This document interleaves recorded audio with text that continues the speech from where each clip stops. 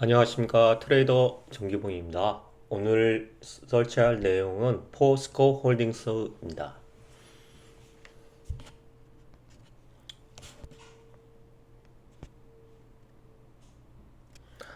우선 주식으로 돈을 벌고 싶다면 어떤 종목에 투자를 해야 되는지 그것을 한번 공부해 보실 필요가 있다고 생각합니다.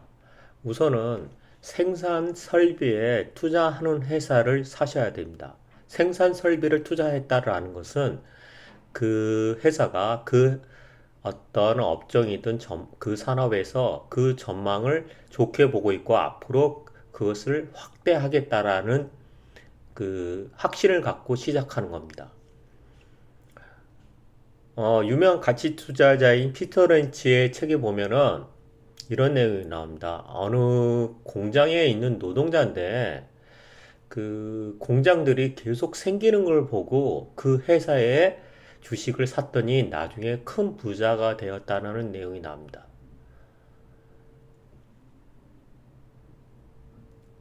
지금 제가 왜 그 공장 증설 생산 능력을 얘기하냐면은 어, 지금 에코프로도 그렇고 포스코도 그렇고 2차 전지 섹터가 핫한데 그러한 생산 시설을 계속 증가시키고 있고 앞으로 계속해서 더 증가시키고 있다라는 겁니다.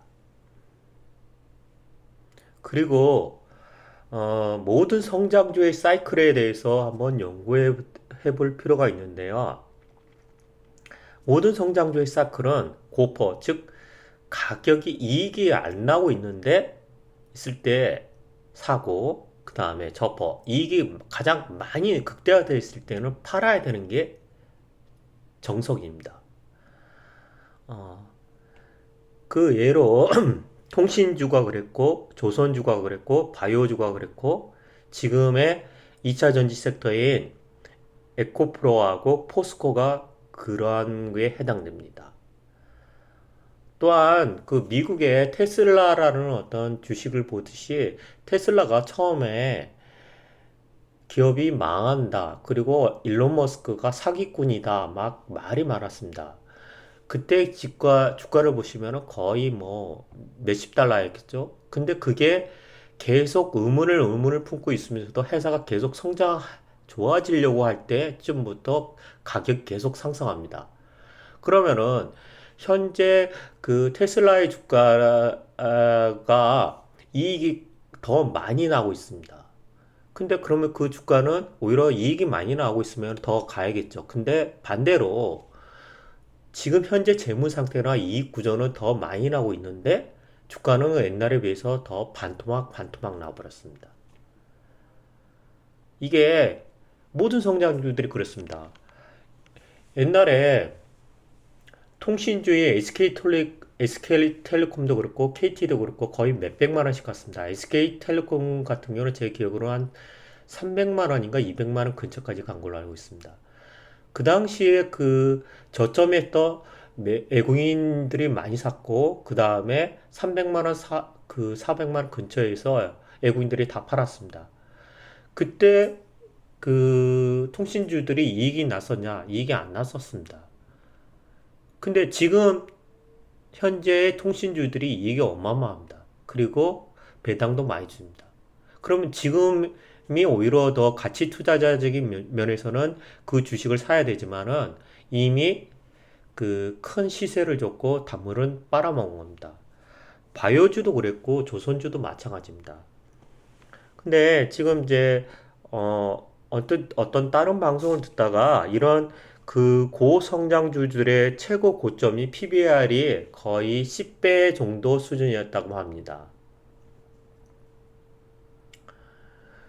그리고 2차 전지 시장이 한 번 강풍이 불었습니다. 그리고 지금 현재 조정 단계인데, 2차 전지 시장은 계속 커질 겁니다. 그리고 한국 증시를 받쳐줄 어떤 섹터가 저는 2차 전지 시장이 될 가능성이 높다라고 생각합니다.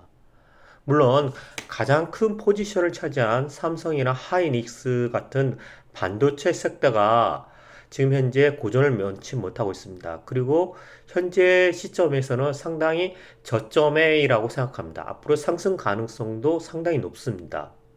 그러나 이 반도체주들의 어떤 문제점이 뭐냐면은 지금 현재 가격이 좋은 주식들인 거는 맞지만은 앞으로 폭발적인 이익의 성장 동력이 없다라는 겁니다. 물론 성장은 할 겁니다. 제가 성장을 안 한다는 게 아니라 과거의 영광스러운 어떤 폭발적인 상승을 못 한다는 거죠. 그러면은 그 섹터를 대응해 줄 수 있는 섹터가 과연 무엇인가라고 했을 때는 당연히 2차 전지 섹터가 맞습니다.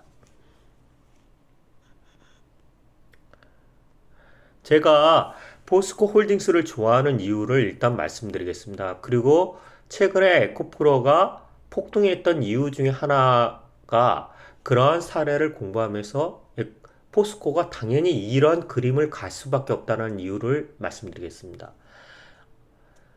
에코프로 2021년 영업이익이 860억이었고 2022년 6,132억이었습니다. 영업이익이 10배로 폭발적으로 증가했습니다. 어, 그리고 에코프로의 차트를 보면 알겠지만은 2021년, 22년 에코프로가 그 앞전 연도에서 엄청난 상승을 하다 그 약간의 2년 동안 정체돼 있었습니다. 이것이 주가를 누군가 눌렀을 수도 있고 어쨌든 주가가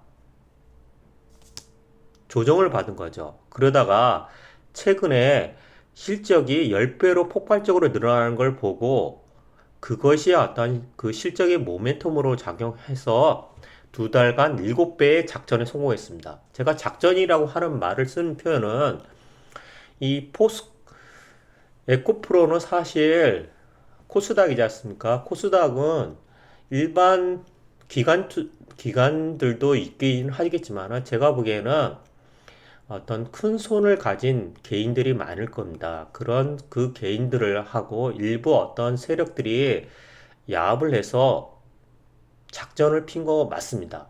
근데 단순히 이게 어떤 단순히 작전이라고 말하기는 뭐하지만은 그 명분이 있습니다. 실적이 엄청나게 좋아졌습니다.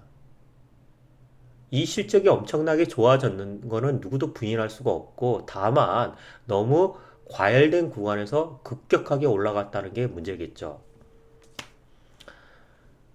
그 에코프로의 현재 영업이익을 네이버로 꺼내 보시면은 10%대로 나옵니다. 퍼가 400 정도 나오고요. PBR이 10배입니다. 공교롭게도 제가 그 모든 주식들의 고성장 주식들의 고점이 약 10배라고 했는데 지금 현재 그 PBR 수준이 약 11배로 나옵니다. 그러면은 지금 현재 수준에서는 상당히 조금 조정을 좀 더 받을 수도 있겠다는 생각을 합니다. 물론 에코프로가 기술력이라든지 그런 기술력은 어마어마한 주식인 건 맞습니다. 그러나 현재 좋은 주식이냐, 그리고 현재 싼 주식이냐, 그러한 거에 대해서는 논란이 많이 불거지고 있는 상태입니다. 사실 저도 에코프로를 지금 갖고 있습니다. 그러면서도 제가 전에 그 방송에서 언급했듯이 에코프로를 트레이딩 관점에서 본다고 했지 어떤 투자적인 관점에서 보지는 않습니다.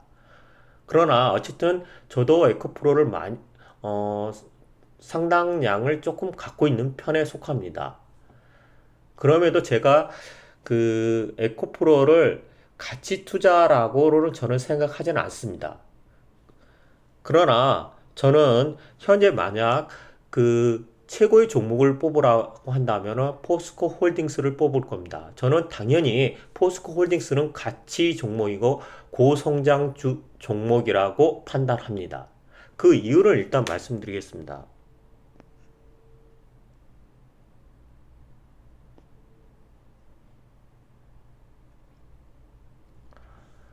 일단 현재 그 포스코 홀딩스의 2021년 영업이익이 9억 2천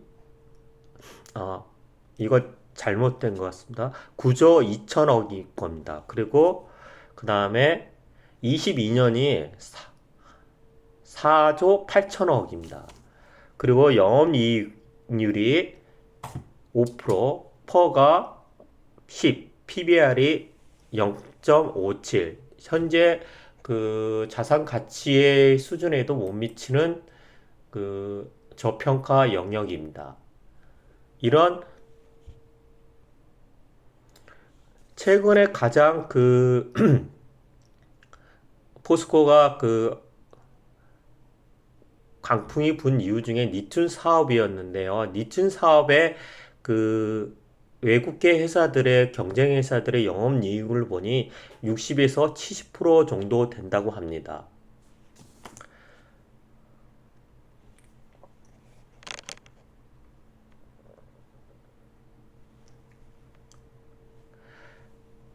우리가 에코가 걸어온 길처럼 그 시나리오대로 그 포스코의 그 포스코의 기업을 거기에 대입해 보겠습니다. 즉, 리튬에서 영업이익이 실제로 발생하는 게 지금 현재 시나리오대로라면은 2022년 10월 하반기에 생산을 시작하여서 2023년 3월 분기에 재무적으로 공시가 됩니다. 제가 그 수치가 나왔을 때는 주가는 선 반영돼서 2023년 상반기에는 70만 원에 근접해 있을 가능성이 높다라고 판단됩니다. 실제적으로 모 회사 포스코는 재무적으로 가치적으로 우수합니다. 추가 상승 모멘텀은 아마 실질적으로 포스코보다도 자회사들이 가져갈 가능성이 높습니다. 지금 현재 그 최근에 그 경영을 보면 아시겠지만은 포스코가 상승한 거는 실질적으로 20% 30%밖에 상승을 못했습니다. 근데 그 포스코 인터내셔널, 포스코 스틸 이름이 좀 바뀌었죠. 그리고 포스코 DX, 포스코 엠텍 같은 그 종목들이 상승하는 거 보면은 모 회사보다 더 많이 상승을 했습니다. 엠텍 같은 경우는 거의 2.5배 상승을 했고 DX도 거의 그 비슷한 상승률을 보였습니다.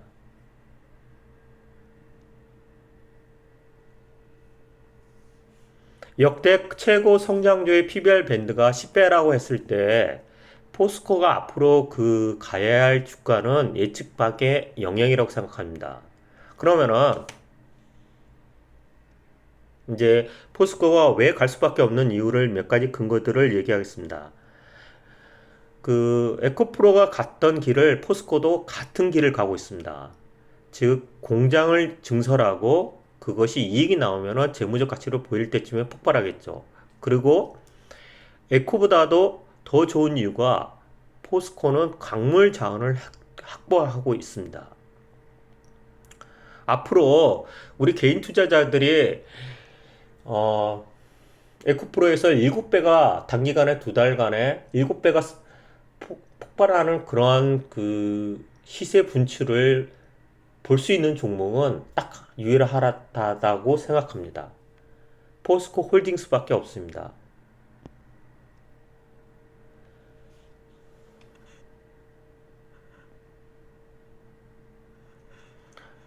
그러면은 그 관련 자회사가 어떤 회사가 있는지 한번 그 공시 내용과 여러 가지 서치한 내용을 바탕으로 얘기해 보겠습니다.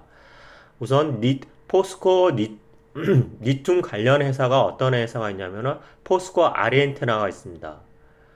그 다음에 포스코 필바라 리튬 솔루션이라는 회사가 있습니다. 옛날 전의 사명이 포스코 리튬 솔루션이었습니다. 제가 주목하는 게 포스코 필바라 리튬 솔루션입니다. 우선 그 올해 하반기에 생산을 시작하는 거는 포스코 필바라 리튬 솔루션입니다. 2023년 하반기 10월에 안공 예정이고요. 생산 능력은 광석 리튬 4만 3천 톤 연 생산을 예정입니다. 이게 전기차의 100만 대 생산이 가능한 양이라고 합니다. 그리고 여기 그 필바라라는 회사가 나오는데 필바라라는 회사는 호주의 광물 회사하고 영업이익률이 68%라고 합니다. 또 유사한 그 광물 회사가 호주의 그 리벤트라는 회사가 있는데 그 회사의 이익률이 영업이익률이 44%나 된다고 합니다. 그리고 포스코 필바라에서 하는 일은 뭐냐면은 포스코가 아르헨티나 현지에서 생산한 탄산 리튬을 국내로 들여와서 수산화 리튬으로 정제 가공 판매하는 회사입니다. 어, 기사를 제가 스크랩한 내용이 여기 내용이 정리가 잘 되어 있어 한번 읽어드리겠습니다. 리튬은 배터리 생산 원가의 약 40%를 차지하는 양극재를 만드는 데 필요한 핵심 강물이다. 리튬 원료는 채굴 방식에 따라 강석 리튬, 즉 광산에서 채굴한 겁니다. 그 다음에 염수 리튬, 염호, 즉 아르헨티나의 염호처럼 해서 추천한 것으로 나뉜다. 광물인가?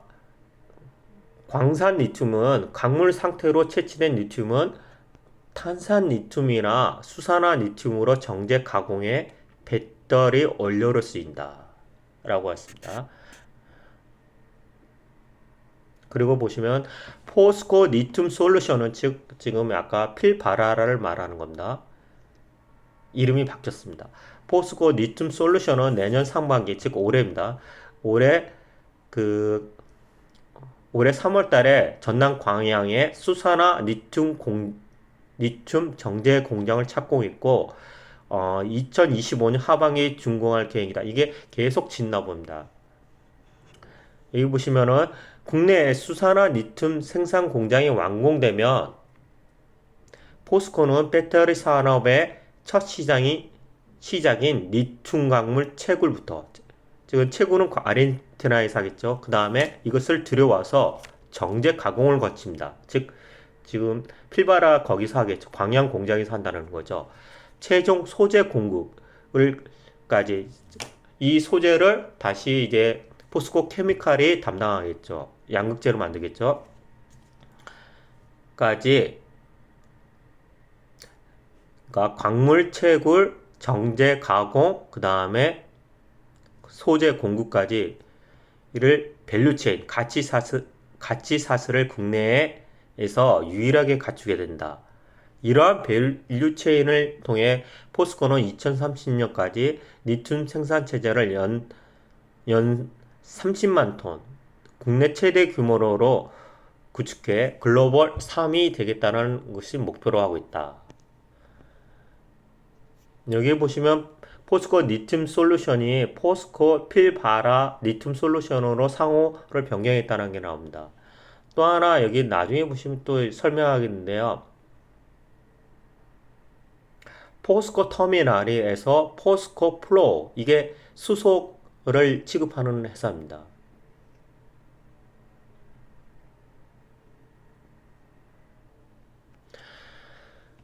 포스코에서는 리튬 관련하는 그 회사가 두 개가 있습니다.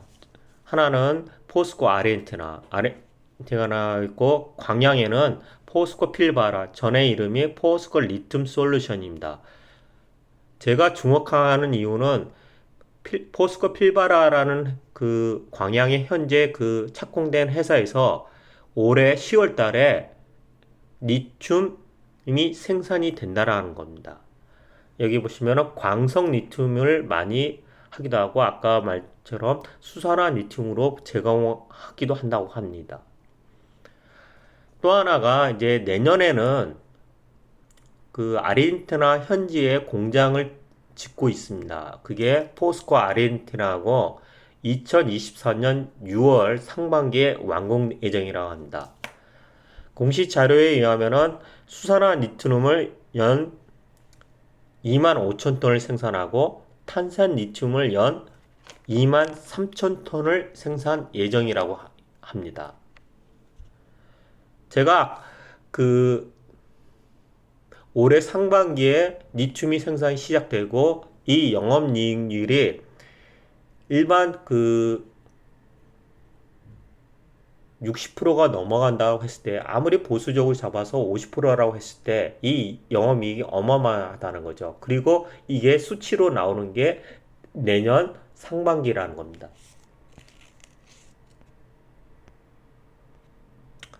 그리고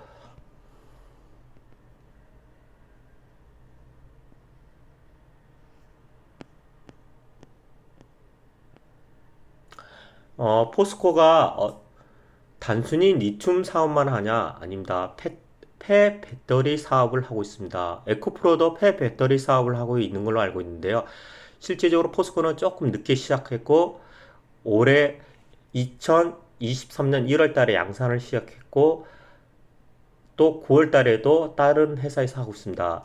그것이 PLSC라는 자회사가 있고 포스코 HY 클린메탈이라는 회사가 있다고 합니다. PLSC는 2023년 1월에 양산을 시작했습니다. 그리고 포스코 HY 클린메탈은 23년 9월 달에 양산을 시작한다고 합니다.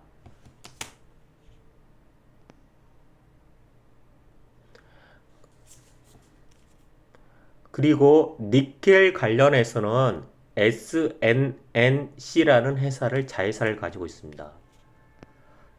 포스코 퓨처엠이라는 양극재를 만드는 회사로 유명하죠. 근데 그 포스코 퓨처엠이 왜 우리나라에서는 유일하게 음극재를 만드는 회사입니다.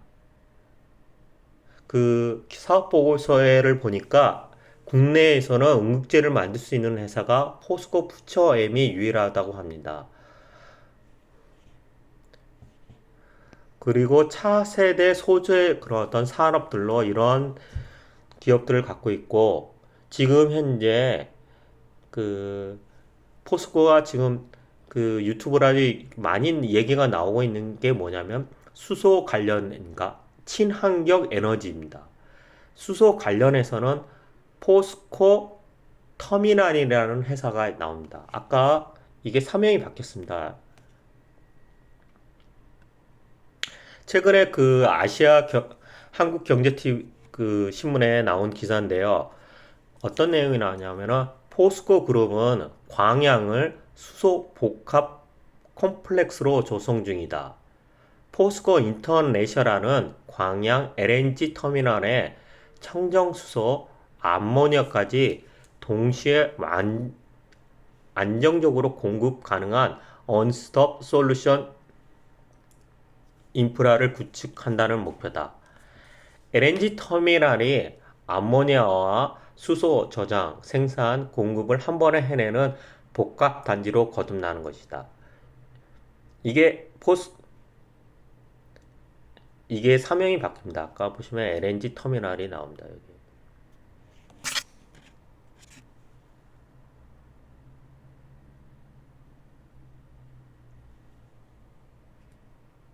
포스코 터미널 나오죠. 포스코 터미널에서 포스코 플로어로 사명을 바뀌었다.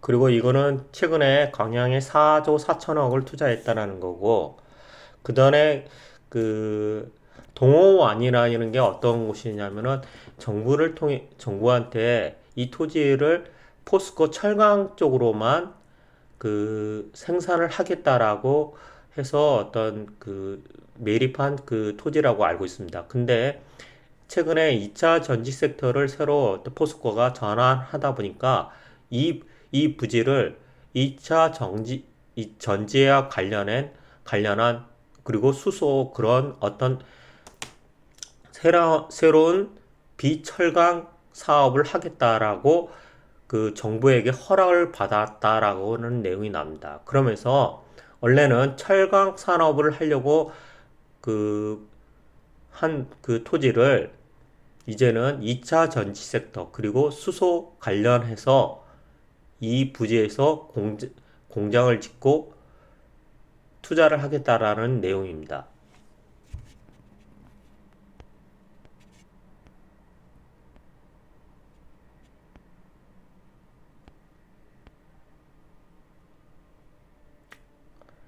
그리고 리튬에 관련해서 투자 증권사에서 나온 거는 보니까 뉴스를 계속 검색하다 보니까 2022년 신한투자증권에서 니툰의 사업의 가치를 3조 5천억으로 평가했습니다. 그때 그러면서 목표가를 41만 원으로 했습니다.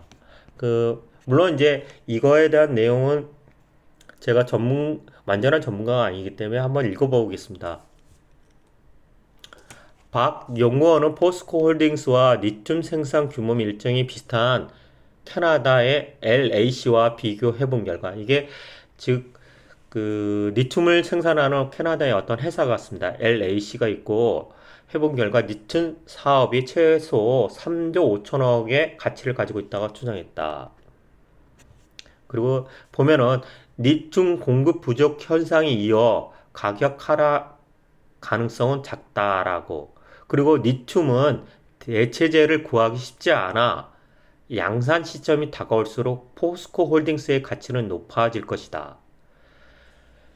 지금 제가 알기로는 리튬을 갖고 있는 나라들이 몇 안 되는 걸로 알고 있습니다. 그리고 거기에 그 나라들이 계속 어떤 식으로 하고 있냐면 그 광물들을 자원화, 무기화하기 함으로써 그 수출을 금지하는 어떤 지금 포지션을 취하고 있는 걸로 알고 있습니다. 이거는 지금 현재 아까 그 포스코의 그런 어떤 회사들을 나온 건데요.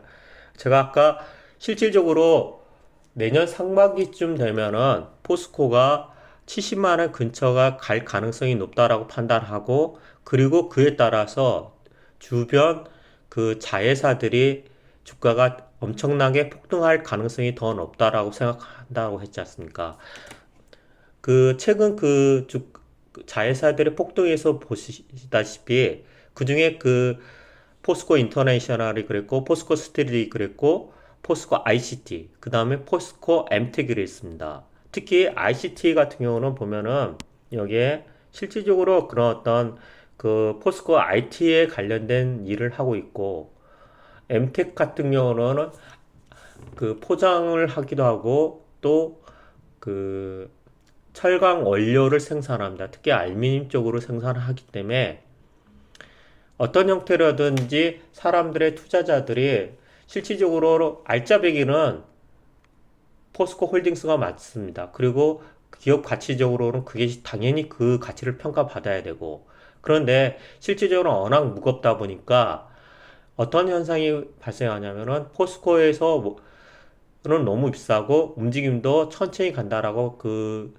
하기에 코스닥의 어떤 투기적 세력들이 포스코 엔텍이나 포스코 DX 같은 시총이 작은 자회사들을 띄우는 경향이 지금 최근 한 달 전, 2주 전에 여러분들은 많이 보았을 겁니다. 따라서 앞으로 그런 현상이 계속 반복될 가능성이 높다라고 저도 생각합니다. 실제 가치는 포스코 홀딩스가 상당히 가치를 가지고 있으나 그러나 실질적인 어떤 주가의 변동성은 3배, 4배로 자회사들이 엠텍이나 DX로 시가의 총액이 작은 회사들이 부풀려지는 현상이 발생했고 앞으로도 계속 발생하리라고 보고 있습니다.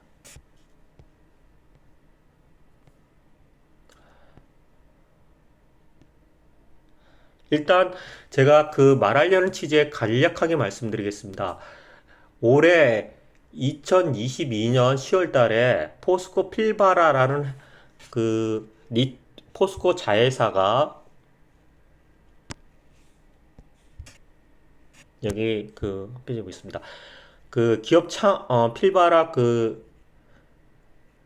홈페이지인데요. 이 창업을 2021년 4월 23일 날 했답니다. 1차 준공 예정일이 올해죠. 23년 10월 31일입니다. 앞으로 그리고 생산량 목표를 4만 3천 톤을 목표로 하고 있습니다. 즉 포스코 필바라라는 광양에 있는 리튬 회사가 실제 생산을 하는 것은 올해 하반기입니다. 그리고 그 생산량이 내년 그 공시 재무제표로 잡힐 때는 내년 3월 달 상반기 이후겠죠. 그때쯤 되면은 에코프로의 어떤 그 전철대로 우리는 포스코가 그 수치가 나왔을 때는 이미 그 가격이 상당히 높아 있을 가능성이 높습니다. 그리고 현재 한국 증시에서 2차 전지 섹터가 상당히 많은 포지션을 차지하고 있고 이것이 증시를 이끄는 어떤 성장 동력이 될 가능성이 높다라고 판단됩니다. 따라서 에코프로는 한번 시세를 분출했고 당분간 조정을 국면을 계속 갈 가능성이 높지만은 다음 타자는 분명히 이러한 시세를 낼 수 있는 종목은 포스코 홀딩스밖에 없다라고 저는 판단합니다. 그리고 포스코 홀딩스보다도 더 그 주가의 어떤 그 변동성이 심할 것은 포스코 자회사들이 포스코 엠텍이나 포스코 DX, 포스코 인터내셔널, 포스코 스틸 같은 회사들이 오히려 주가 변동폭이 더 커서 상승률이 더 높을 수도 있겠다라고 생각합니다. 그것이 최근 일주일 전에 우리가 목격했고 앞으로도 증시는 계속 그런 어떤 반복된 모습을 보일 가능성이 높다라고 생각합니다. 네, 감사합니다.